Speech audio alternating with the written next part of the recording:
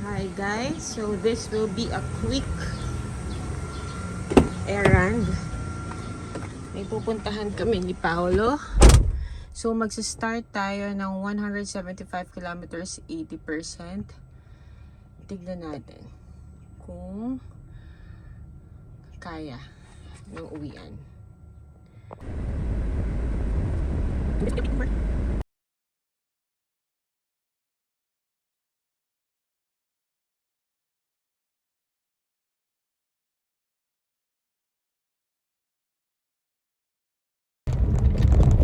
Tayo ngayon sa Balagtas, Lubacan.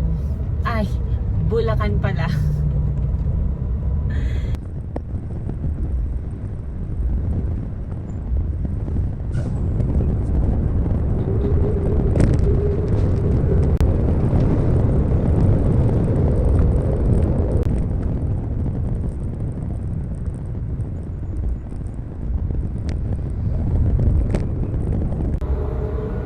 Kakatawag lang sa akin ni Paolo. Pinagalitan ako. Huwag daw ako mag-fast lane. Okay. So naka-maintain kami ngayon since convoy kami sa second lane. Around 80 to 90 lang ang takbo namin. So tignan natin yung magiging trip today.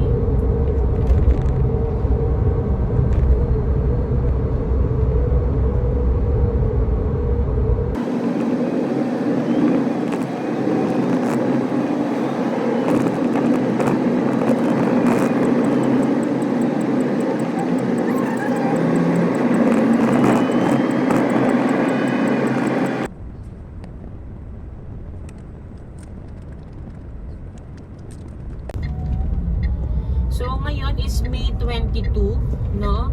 Ngayon is naka-convoy ako kay Paolo, wala kaming dalang kids. Sobrang quick ride lang kasi nito. Si Paolo yung nagda-drive ng Terra, ako naman dito sa VF3. Pupunta kami ng Mandaluyong ngayon. So swinaze ko, yung pupuntahan namin, the deck from bahay, from Burol 2nd hanggang Mandaluyong. It's just I think 31 or 39 kilometers away from us, 1 hour away from us. So mukhang kaya naman ng battery life natin na hindi mag-charge on the way. So that's one thing when you're using electric cars kasi or VF3. You have to plan your trip. Yun talaga, you have to plan your trip. For example, sobrang layo, kailangan alam mo yung mga charging station. Kung puno yan, dapat meron kang plan B kung saan. So yun lang naman. So since nag-compute naman ako beforehand, mukhang kaya naman na hindi kami mag-charge on the way. So sa bahay na lang kami mag-full charge ulit mamaya. So yun tayo. Ngayon pupunta kami Mandaluyong, pupunta kami ng The Deck. Kung hindi nyo alam yung The Deck is buy and sell siya ng mga sasakyan. So ihahatid namin ngayon dun yung Terra. Thank you Lord na nakakuha kami ng magandang deal with The Deck. Sabi ko nga dun sa una kong video, as a young couple, lalo na si Paolo, car lover, since nag-iisa naman kasi kami talaga ng sasakyan, so gusto niya kasing nagtatry ng ibang sasakyan. So kapag may gusto siya, tayo katulad nun, nakatry kami na magkaroon ng Jimny kasi nga parang ang ganda niya. Yung maganda naman talaga siya, tipid naman talaga siya, pero hindi ko lang talaga sa ride. So ganun kami. Kaya ganun kami magsasakyan. Ngayon lang talaga kami nagtatlong sasakyan, Terra, Camry, and VF3 kasi nga we have to prioritize nung tumaas din talaga yung gasolina. Plus si Paolo nga gigil bumili ng VF3. We have to get this. So thank you naman, nakakakuha nga kami ng VF3 at tingnan mo naman, gamit na gamit din naman talaga namin kasi it's worth the price and it's worth the wait. So yun. Yung The Deck. So nakakuha kami ng deal with them. Si Paolo kasi kilala na rin naman niya yung may-ari nun, si Boss Pao and si Boss Japs. Na-meet ko na rin sila. And honestly, mabait silang tao, maayos sila kausap, totoo sila. So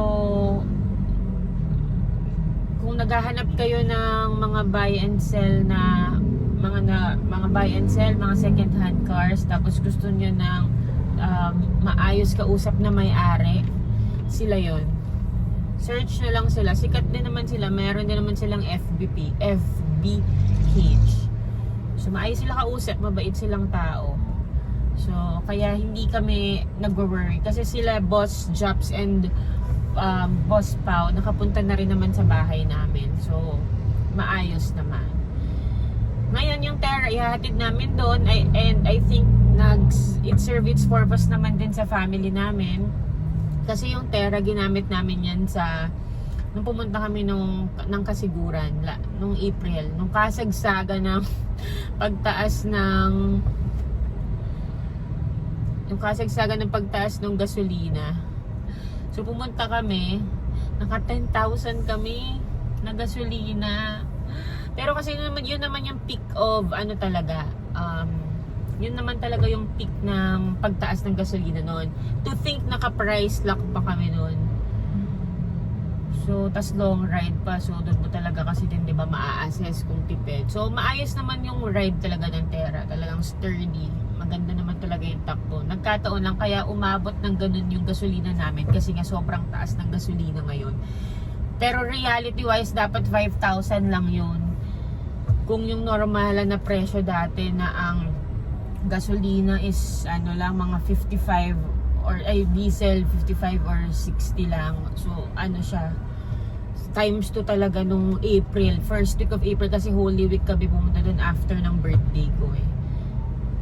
So yun, pakita ko sa inyo yung the deck na pupuntahan namin.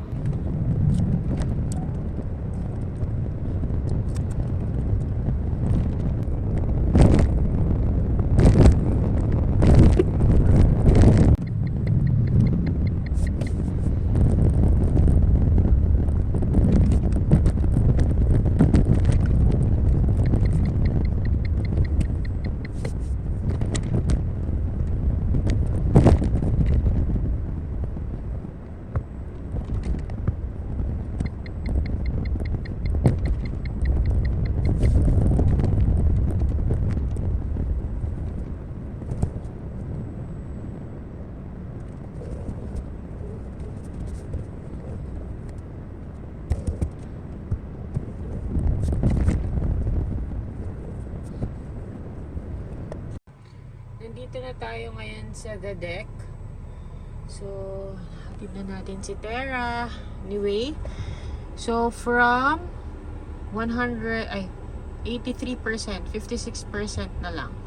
Sino titira? So, kaya pa. So, tignan natin yung pauwi namin later.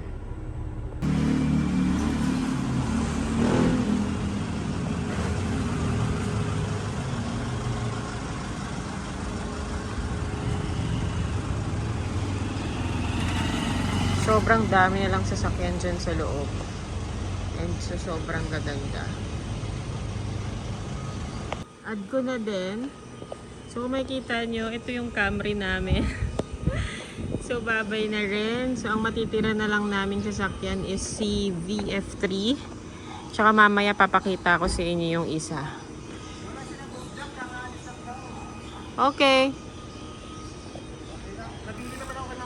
Iwan na lang natin. So, yun na nga guys. So, yung Camry namin. Ito. Tsaka si Terra. Bye-bye. So, maganda talaga yung deal na nakuha din ni Paolo with Boss Jobs and Boss Pao. So, ang matitira na lang naming sasakyan is si VF3. Tsaka mamaya papakita ko sa inyo yung isang sasakyan namin. So, isang sobrang tipid. Tsaka ewan ko yung isa. So mamaya pag uwi namin papakita. Kasi kahapon, itong si Camry, nadala na ni Paolo kahapon. Kasi nga pinasilip kung pwedeng parang kasama din sa deal nila or what. So pinasilip na ni Paolo kahapon. So iniwan niya na yan. Kinuha niya na yung isang sasakyan. Tapos eto nga, danila namin today. So yan. Pasok tayo. Didilaw ko ng quick. Pero magaganda mga sasakyan nila dito. 56% pa tayo.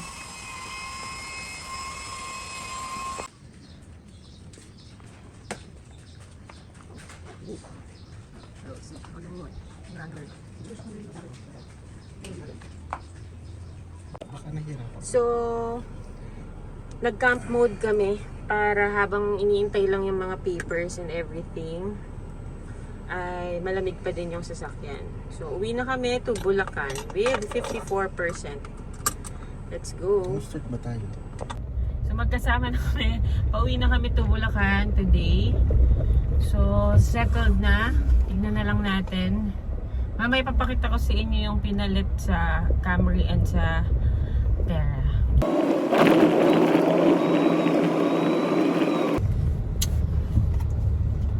Pauwi na kami ngayon from the deck. So, may Mandaluyong. So, 53% kami nag-start from the deck.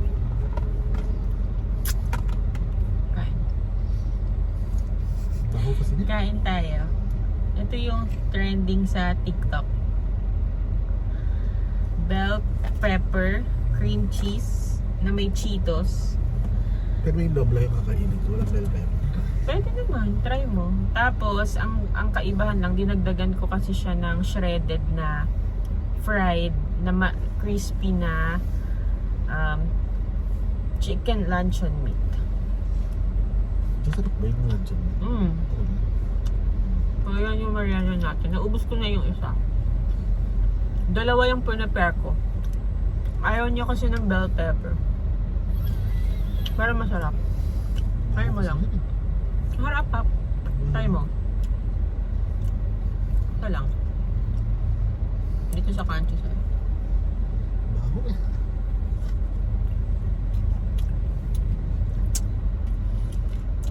Harap ka. Masarap yung loob eh. Kaho, ang pangat dito, dapat talaga kinakain mo agad. Kasi yung Cheetos, hindi na siya crunchy. Pero masarap na. Diba? Pag freshly made siya, tapos kakaprito lang din ng shredded na luncheon meat. Makagat mo. Harap. Sabi ko sa'yo, magugustuhan mo eh. Kaso pangit yung texture na ng Cheetos, sorry. Sarap. Harap.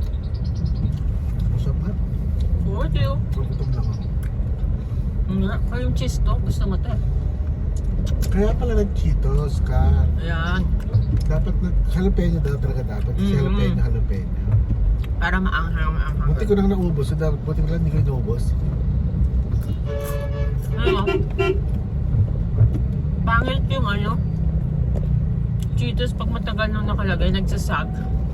O dapat, once you made it, eat it. Harap. Fries. Pwede. Yun na may konting healthy meal. Konting healthy ba yan? Kahit pa paano, may bell pepper ka kasi. May gulay ka pa rin. Ayun. Nandito na kami ngayon sa NX Harbor Link. So, anong ita natin? Around 5:25. 5:30 ang ita namin ng Bulacan. 48%. Aabot. Hindi na kayo mag-charge on the way. So, sa bahay na kayo mag-charge kasi bukas gagamitin ulit si VF3 for Tanay naman.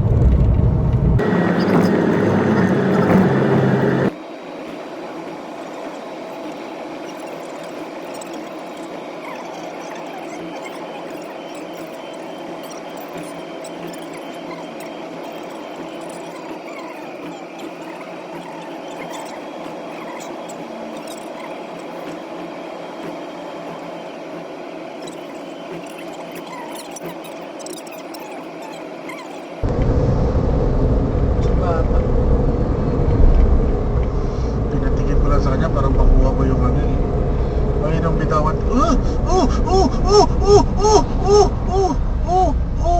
Shit! Shit! Hindi ko na-vlog yun. Hindi, repeat na tayo. Oh my gosh, okay lang ba kayo? Ano nangyari? Hindi ko alam eh. Tanong mo, okay lang ba ka sila? Okay lang sila. Wala mo silang tinamang sasakyan eh. Okay lang ba kayo? Tumigay ate o ganyan. Buti wala silang tamang sasakyan. Oo. Okay lang ba kayo? Buti wala silang tamang sasakyan. Ay! Okay lang ba sila? Okay lang sila.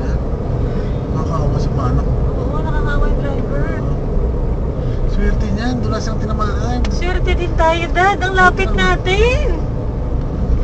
Ang lapit natin, Dad. So, nakaligtas tayo sa aksidente. Thank you, Lord. Grabe yun. So, nakita, kasama naman sa edit. Pero, thank you, Lord talaga. Ay, grabe. Thank you, Lord. Wala naman silang nasagasaan or nabangga na sasakyan. Actually sila lang, pero sana okay sila. Tsaka, kung nalate tayo ng 10 minutes or na sa biyahe, traffic na tayo. At saka, sobrang kaka-install lang today. Ito, wait, papakita ko. May dashcam na, nasa Terra to. So, nilagay na namin siya dito. As in, kaka-install lang today, may nakuhanan pa agad na aksidente. Pero, syempre, praying for na okay pa din sila kahit. Okay ba? Wala namang, okay, no? wala ba namang guy? So, just got home. So, from 83%, Borol 2nd to Mandaluyong, back to Borol 2nd, we have 25%. Yes. Malakas pa yung tapak namin dyan, as in sobrang nagmamadali kami talagang umuwi. So, ang takbo namin mga nasa 80 to 90. Pero may tira pa. So, charge na natin siya. And pakita ko sa inyo ang kasama na sa family namin, dagdag sa family namin, aside from VF3. Charge natin. Kailangan battery full tayo or mag 99% tayo. Dahil bukas, gagamitin siya nila Papa. So, okay. Nasaksak na natin. Nag-green na siya. So, tingnan natin. Basta naka-charge na siya. Naka-lock na. Okay. EF3 namin. So, charging na siya. And, eto na ang bagong kasama sa family namin. Hi! Sobrang ganda. Sobrang angas. So, isang sobrang tipid. At isang pamormal. Welcome home! Pero ito pa rin ang gagamitin natin everyday. Kasi tipid siya. Thank you for watching!